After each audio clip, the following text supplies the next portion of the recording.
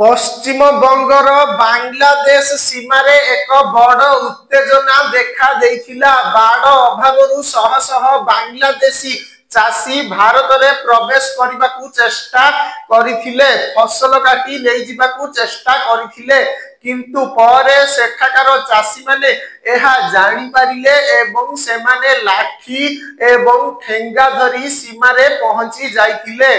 सेमानंकु घौड़ाई देबा परे चाषी माने आश्वस्त होइथिले। परे बीएसएफ एवं बांग्लादेश सीमा सुरक्षा बाहिनी चाषी मानंकु अलगा करिथिले। परे बीएसएफ स्पष्ट करिथिला जे दुई देशर सैनिकंक मध्यरे कौनसी उत्तेजना नाही।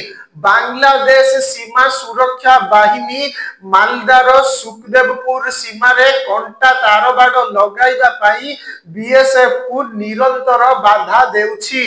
डिसेंबर मासरु एहाकु नेई उत्तेजना लागी रही। किछि दिन परिस्थिति स्वाभाविक रहिबा परे शनिवार एठारे पुणी थरे विशृंखला देखा देइथिला।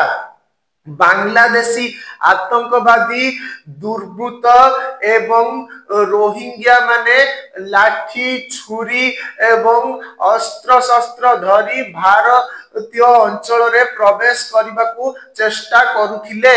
एपरिकी सेमाने केतेक चाषींक फसल लुटी नैथिबा मध्य दाबी करा जाउछि। आंब गछ गुडी को काटी दैथिबा मध्य कुहा जाउछि।